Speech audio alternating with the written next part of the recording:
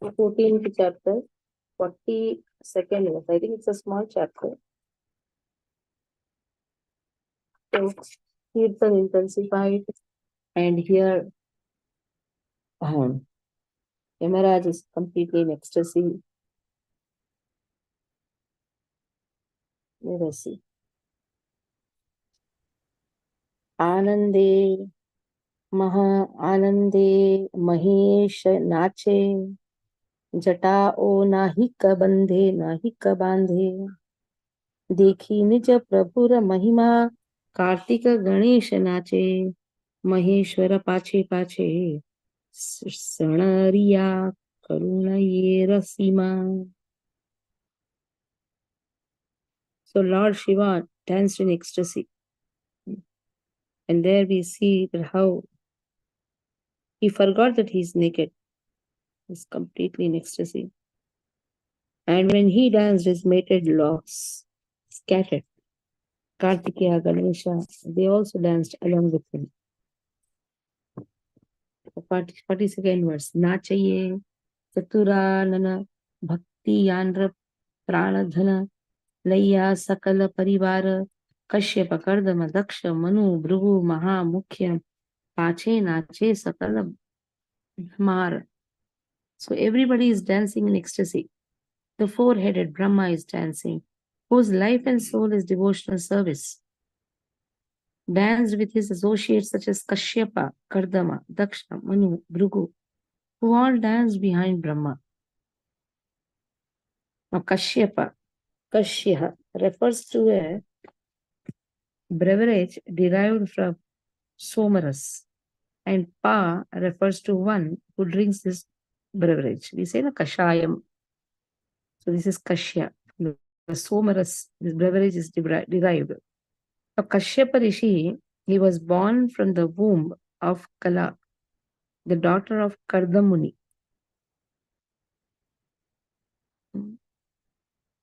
From the semen of Marichi, who was born from the mind of Brahma. According to the Vedic Samhitas, such as Shukla Yajurveda, he was born from the golden complexioned Brahma.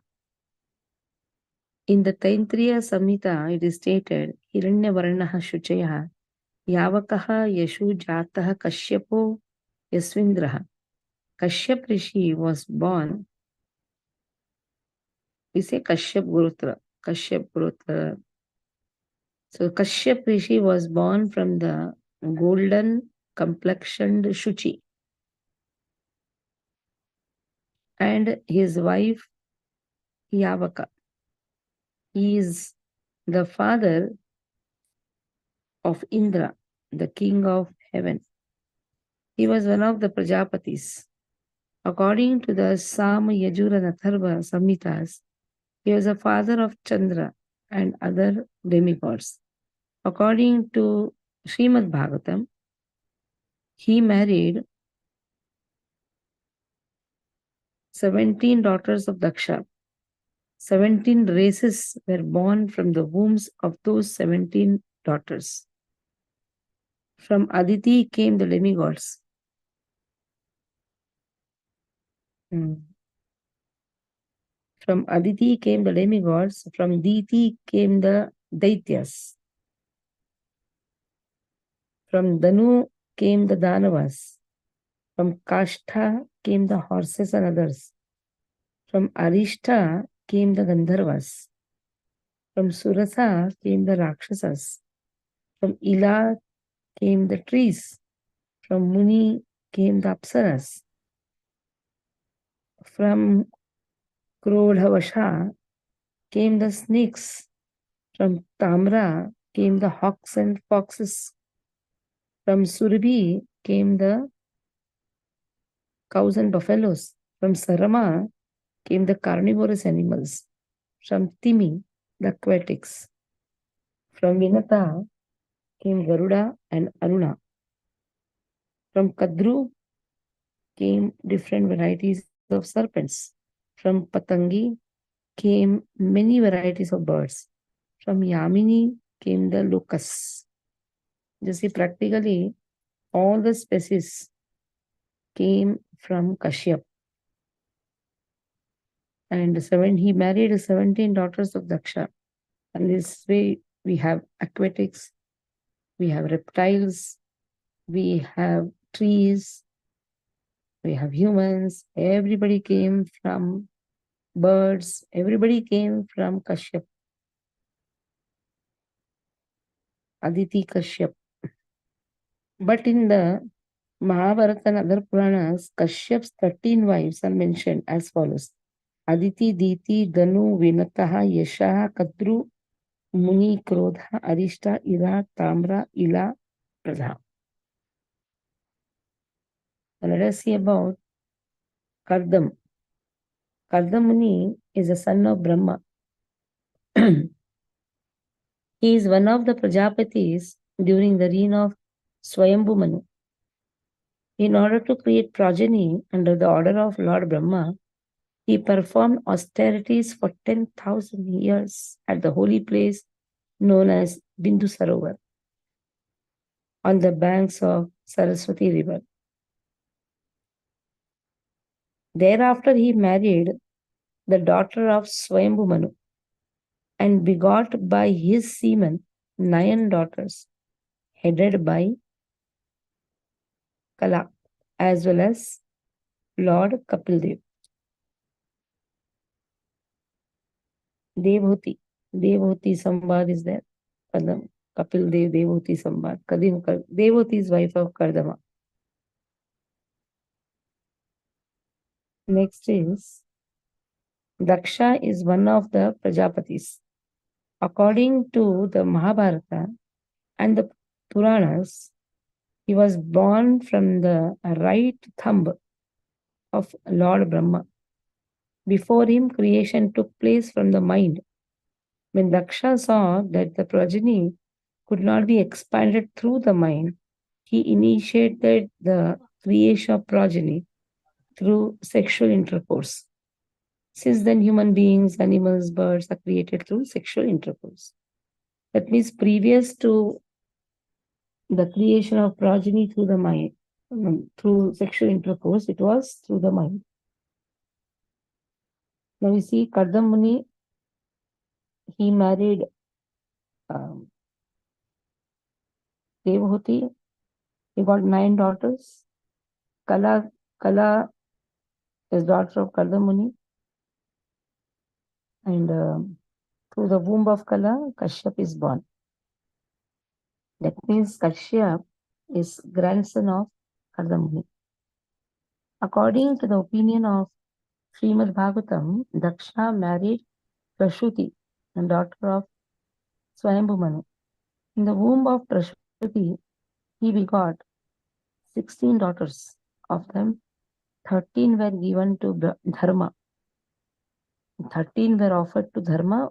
One was offered to Agni. One was offered to the forefathers. One was offered to Mahadev. That is Sati. Once upon a time, all the demigods were present in a sacrificial arena conducted by the creators of the universe. When Daksha arrived there, everyone except Brahma and Shiva stood up. But since Mahadev did not display any respect to him, Daksha became angry and began to blaspheme Shiva. He also cheated him from his share of the sacrificial offering. Thereafter, while inaugurating the sacrifice, Brahaspati personally invited all the inhabitants of the 3 worlds with the exception of Shiva. When Sati expressed her desire to participate in the sacrifice arranged by her father, Mahadev did not approve. Sati then went to the sacrificial arena without approval. And after hearing blasphemy of Shiva, she gave up her body. On hearing from Narada the news that Sati gave up her body, Mahadev angrily dashed one of his matted hairs to the ground and thereby created Veerabhadra, who then went to the sacrificial arena. After destroying the sacrifice, Veerabhadra killed Daksha. With the instrument meant for killing animals. Later on, by the mercy of Mahadev, who was pleased by the prayers of Brahma, Daksha was revived with the head of a goat. Sati was also reborn from the womb of Menaka in the abode of Himalayas and attained Shiva. From the womb of his wife Ashikni, Daksha begot 60 daughters. 10 were given to Dharma, 17 to Kashyap. Just now we saw Kashyap, 17 daughters. 27 to Chandra. 2 each, Bhuta, Angira and Krishasva.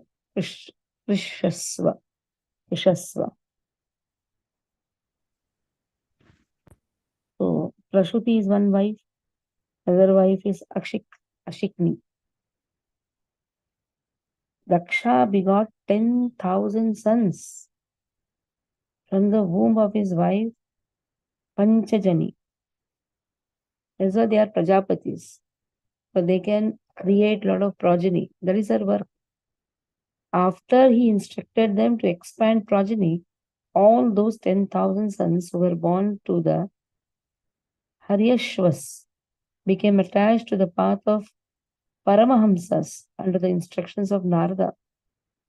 After lamenting for those sons, he again begot 1,000 sons who were known as the Savalashvas.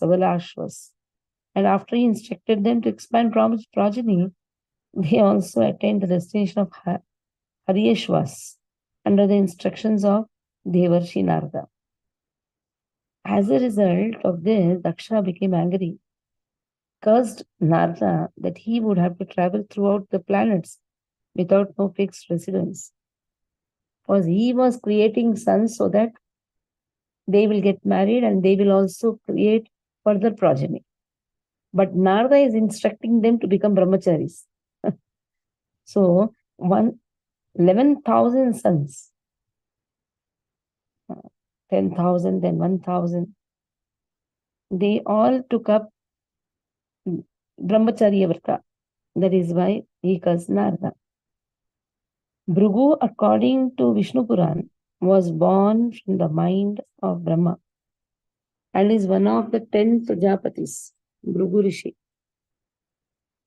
He was married to Khyati, the daughter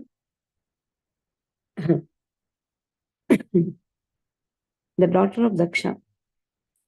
Lakshmi, the wife of Vishnu,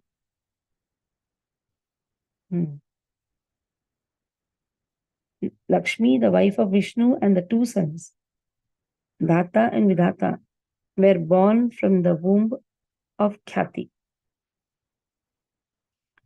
These two sons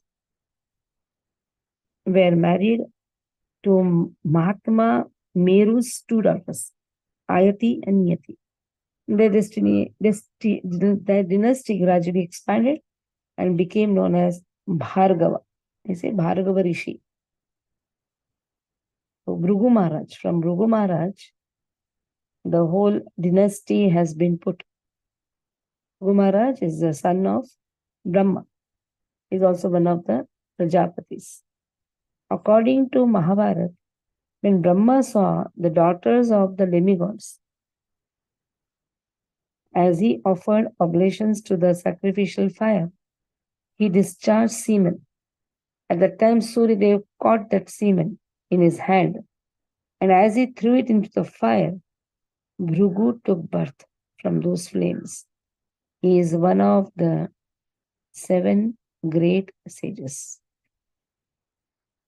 In the Srimad Bhagavatam, it is stated that Bhrigu, the son of Brahma, was sent by the sages to ascertain which of the 3 personalities, Brahma, Vishnu, or Maheshwara, was supreme. And for this purpose, he went to the assembly of Brahma. In order to test Brahma's greatness, Bhrigu did not offer him respect. And as a result, Brahma became angry Bhrigu then went to Rudra. When Mahadev was about to embrace him, Bhrigu rebuked him by calling him misbehavior.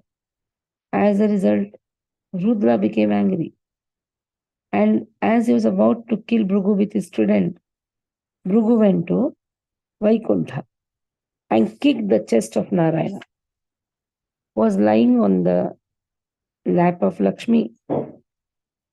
Thereafter, Lord Hari stood up with Lakshmi, offered Bhrigu respect, and begged forgiveness for not properly greeting him due to his unexpected arrival.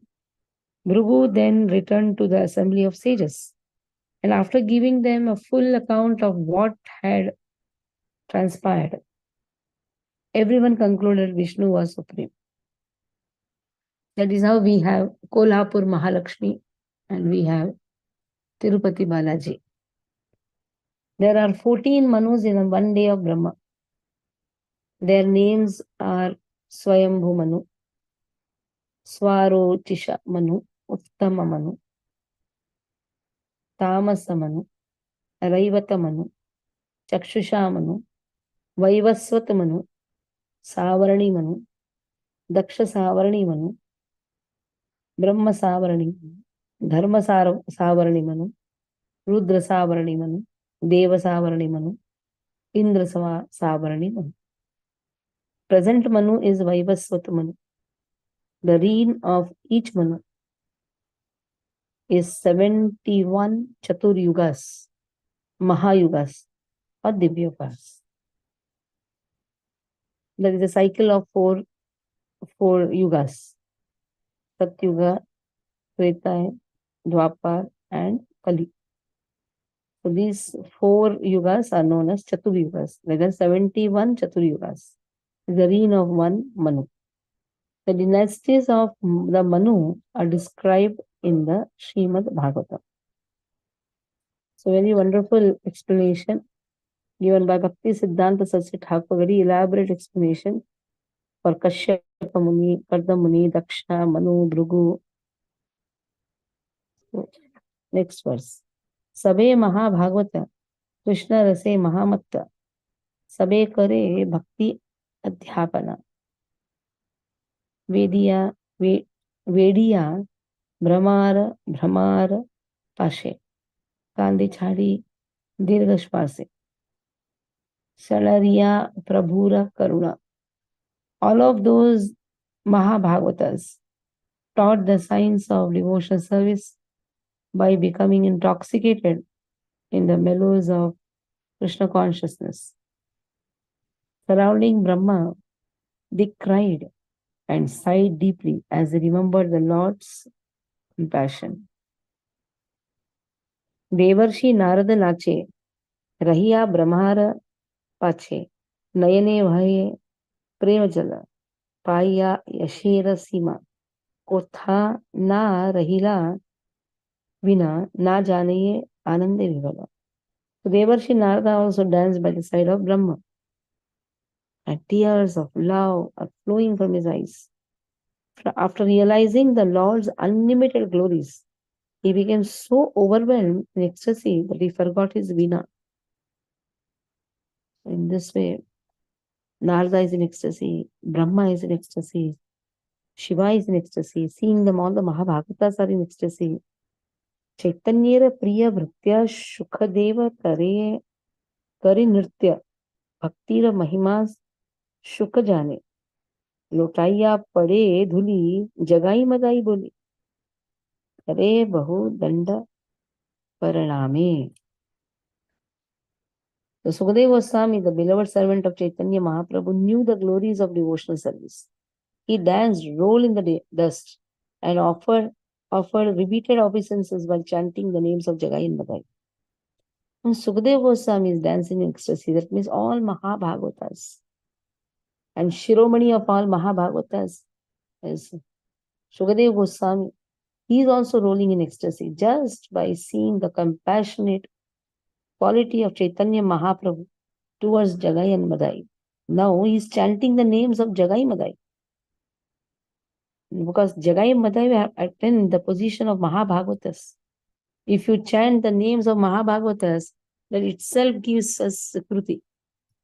So the most compassionate mood Chaitanya Mahaprabhu has taken is not only to deliver Jagai Madai, but give them the position in the society. Nache Indra Sureshwara, Mahavira Vajradhara, Apa Nare Kare Anutapa, Sahasra Nayane Dhara Avirata Vahe Yandra. Safala Haila Brahma Shap. The powerful Indra who carries the thunderbolt and rules the demigods reproached himself as he danced. Tears continually flowed from his 1,000 eyes, making the Brahma's curse fruitful. The phrase Safala Haila Brahma Shap is explained as follows. Indra, the king of heaven, received 1,000 vaginas due to the curse of Gautam Muni. When he pleased Gautam Muni with the prayers, those vaginas were transformed into the eyes by his mercy.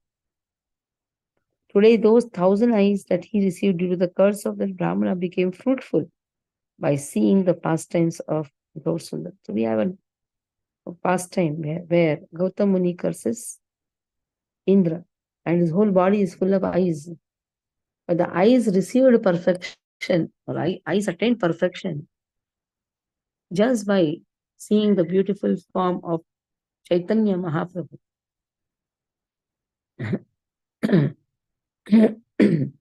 प्रभुरा महिमा देखी इंद्रदेव बड़ सुखी गदा गदीयाय परवश कोथा गेला वज्रसार कोथाई कीर्ति हार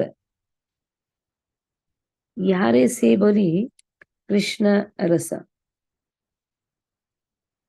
Realizing the Lord's glories, Indra became most happy as he rolled about without restraint. Where was his thunderbolt and where were his crown and necklace? This is all ecstatic love for Krishna. So in ecstatic love, a person forgets his position. The crown and the necklace, thunderbolt, ayudhas, they actually remind of one's position. But while rolling, all this goes away. That means it is thrown here and there. When a person comes out of the designation, Sarvopadi vinirmuktvam tatparattvena nirvalam rishikesha sevanam bhakti uchyate. When he comes out of all the positions, then only he can realize the ecstatic position or ecstatic symptoms. The word Brajasara is explained as follows. The name of Indra's weapon is Vajra or thunderbolt. In this context, the word Vajrasara should not be understood as Vajravatasara, as powerful as a thunderbolt, but should rather be understood as Sara Yuktastra, Vajra, the thunderbolt weapon with immense power. Such a powerful thunderbolt has now become impotent. So Vajrasara has been explained very nicely. It's not as powerful as Vajra, but in fact, Vajra is the weapon taken by Indra. And this weapon has immense power. Now, such weapons have also become important just by seeing the beautiful form of Chaitanya Mahaprabhu. Last verse. Chandra Surya Pavana, Kuvera Vani Varuna, Nache Saba Yata Lokapala, Sabeta Krishnera Bhriktya, Krishna Rase Kare Nritya. Dekhiya Krishnera Thakurala. After seeing the display of Krishna's glories, predominating deity of the universe like Chandra, Surya, Pavana, Kuvera, Vani, as Agni, and Varuna, all servants of Krishna, danced in the ecstasy love for Krishna. The phrase Krishnera Thakurala means the opulence of the Lord or the influence of the Lord. So all the devotees, they danced in ecstasy, forgot who was inferior, who was superior. Although they were, and though they were dancing, they were dashing also each other, jostled each other, means they were completely in jubilation as they danced in the ecstasy of Krishna consciousness. So here we'll stop. The wonderful pastime of Jagai Madai, and seeing such wonderful pastime of Jagai Madai, how the ecstasy is felt by all the great personalities, Kalavataras, then the other associates, Mahabhagavatas, that has been given. Any questions you can ask? हरे कृष्ण माता जी, दंडवत प्रणाम। माता जी, इतने सालों से सिर्फ मालूम था कि हमारा गोत्र कश्यप है, मगर आज इतना डिटेल में जानने को मिला, इतना अच्छा लगा कि हमें कुछ पता चला कि गोत्र में क्या होता है। माता जी, थैंक यू सो मच। पूरे वंश है ना, गोत्र यानी वंश, उस वंश से हमारे, इसलिए गोत्र जानना बहुत आवश्यक है। इसको गोत्र नहीं मालूम, ठीक है, प्रभुपाद ने कहा अच्युत गोत्र बोलो, क्योंकि प्रभुपाद जिस स्थान में गए प्रचार करने के लिए, वो स्थान म्लेच्छों का था, जो शूद्र में भी नहीं आते। एक शूद्र को भी मालूम रहता है उसका गोत्र क्या है। भारत भूमि में सबको मालूम होना चाहिए। ये नहीं हमने इस्कॉन में ज्वाइन किया इसलिए अभी से हम लोग अच्युत गोत्र बोले, नहीं। महान ऋषियों का, जो भगवान के ही पुत्र है, मानस पुत्र है, ब्रह्मा जी के मानस पुत्र, उनके वंशज से हैं हम। तो हमारे पूर्वजों को, ऋषियों को हम धिक्कार नहीं कर सकते। कृष्ण कॉन्शियस यानी conscious of the wonderful devotees of Krishna. If you are not conscious of that, being Krishna conscious is of no use. That is why everybody compulsorily should know their gotras.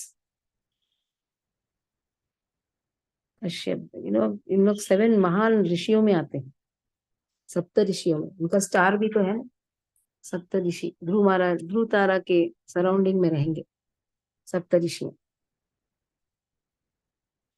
गोत्र जानना बहुत ही आवश्यक है। जिसको गोत्र मालूम नहीं है तो समझ लो उसके पास वो संस्कार नहीं है। उनके माता पिता ने जो संस्कार देना चाहिए था वो नहीं दिया। भौतिक जगत में फंसेंगे तो गोत्र नहीं जानेंगे। गोत्र जानने से एक्चुअली अपने आप का पहचान, अगर आप देखेंगे साउथ में, अगर नमस्कार करता है एक ब्राह्मण तो पहले अपना गोत्र बोलता है, फिर जम्बू द्वीपे, भारत खंडे, भारत वर्षे, ऐसा करते करते करते मैं इस गोत्र से हूँ, ऐसे ऐसे करते करते करते मैं आपका दास, अड़ियन करके लास्ट में बोले। ये सब बहुत, दिस इज इम्पोर्टेंट संस्कार। ये संस्कार बहुत बहुत ज्यादा आवश्यक है। पता करिए, अगर नहीं मालूम है तो पता करिए। कैसे पता करना है तो जाइए पीछे पीछे पीछे पीछे जाकर पता करिए। अभी नहीं माता मालूम तो जी, प्रभुपाद ने उपाय दिया है, अच्युत गोत्र बोल दो। माता जी, और एक क्वेश्चन है। माता जी, जो कुल गोत्र है तो वो हमें मालूम पड़ा कि कश्यप है, तो हमारे जो कुल देवी है वो, तो उसको और गोत्र में क्या कनेक्शन होता है? माता जी, दुर्गा हमारे जी जो सबकी कुल रक्षा देवी, करते, कुलदेवी का, कुलदेवी को नमस्कार करना बहुत आवश्यक है। कुलदेवी को आप मान सम्मान नहीं देंगे। कुलदेवी जो होती हैं वो उस कुल की रक्षा करती, दुर्गा जी का ही विस्तार है। हर, जैसे है शांता दुर्गा हमारी कुलदेवी है, तो नमस्कार करना चाहिए। हो सके तो जाकर प्रणाम करना चाहिए, क्योंकि दुर्गा जी को ये रिस्पॉन्सिबिलिटी दिया हुआ है पूरे जगत का, आप रक्षा करो। एक माँ के रूप, आप माँ को कैसे भूल सकते हैं? माँ को तो भूल नहीं सकते यार, ये तो दिया भगवान ने, तो दिया है ना उनको। आप सबकी रक्षा करो। भक्ति भी की भी रक्षा कुलदेवी करती है, भक्ति की भी रक्षा करती। दुर्गा जी का ये काम है।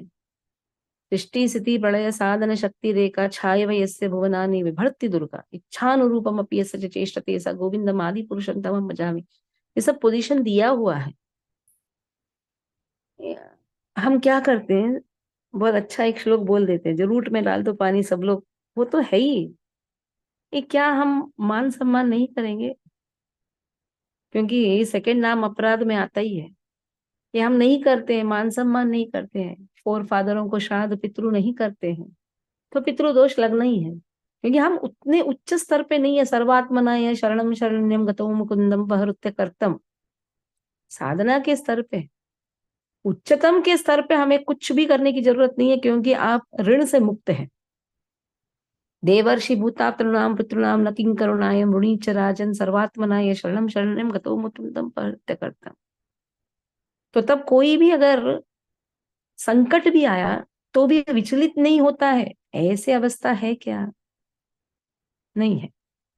तो हमें जब कुछ संकट आ जाता है तो हमारा ध्यान थोड़ा बढ़ जाता है। इसीलिए हम अब तक ऋण मुक्त नहीं हुए हैं, पूरी तरह से अपने आप को भगवान की शरणागति में कहीं गए हैं, पूरा ध्यान भगवान में नहीं है। आज भी हम कर्म कर्म कर रहे हैं, कर्म में भी फंस रहे हैं, कर्म दोष लग रहा है। आप बोलेंगे नहीं नहीं मैं तो महामंत्र करते करते ऑफिस जाता हूँ, कर्म तो कर रहे हैं ना। 100% कर्म का जो फल है भगवान को अर्पण किया है क्या? नहीं। कर्म दोष लगना ही लगना है। तो यही निवारण के लिए ही बहुत सारे उपाय भी भगवान ने दिया है, क्योंकि साधना के स्तर पे ये सब होना ही है। कर्म कर रहे हैं, कर्म का फल 100% हम नहीं दे रहे, और इतना तक हम कर्म करने में भी प्रवृत्त हैं। क्यों कर्म कर रहे हैं? हम अब तक जीवात्मा के स्तर पे नहीं आए हैं। अभी भी हमारे पास बहुत सारे उत्तरदायित्व हैं, रिस्पॉन्सिबिलिटीज हैं, नहीं आ पाएंगे बाहर। लेकिन एक समय आएगा जब हमको ये सब में भी इच्छा नहीं होनी चाहिए, तब जाकर सर्वात्मना पूरा पूरा शरणागति हो जाएंगे, तब किसी का ऋण आप पर नहीं लगता है। इसका ये भी अर्थ नहीं कि आप कुछ नहीं करेंगे, आप भगवान की भक्ति करते हैं, तब वो विश्वास है कि सब देव ऋषि भूत आप्त सब के सब आनंदित है। आप उन्हें तिरस्कार नहीं कर रहे, बल्कि ये जान रहे हैं कि भगवान की भक्ति करने मात्र से सब आनंदित है।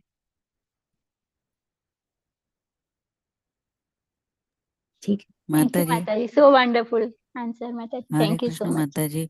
वो एक ही ऑल्टर में रख सकते हैं क्या? किनको? मैं अपने कुल नीचे? स्वामिनी एंड ये कृष्णा सिर्फ रख सकते हैं? आप कृष्णा को ऊपर रखिए ना, कुलस्वामी को हाँ। नीचे रखिए। फिर कुलस्वामी को अलग कहीं भगा गए क्या कहीं? रखिए ना, क्या प्रॉब्लम है? Okay okay. लेकिन नीचे हरे, उनका स्थान भगवान के पद कमलों में रहता है। अच्छा ठीक है, हरे कृष्ण। अगर आपके यहाँ स्पेस है, सब है, तो रख सकते हैं। ये भगवान के ओके। ऊपर मत रखिए। हाँ। नहीं नहीं, भगवान तो ऊपर ही नहीं है। और कोई? ओके। वाञ्छाकल्पतरुभ्यश्च कृपा सिन्धुभ्यश्च पतितानां पावनेभ्यो वैष्णवेभ्यो नमो नमः। वैष्णव वृंद की जय, श्रील प्रभुपाद की जय।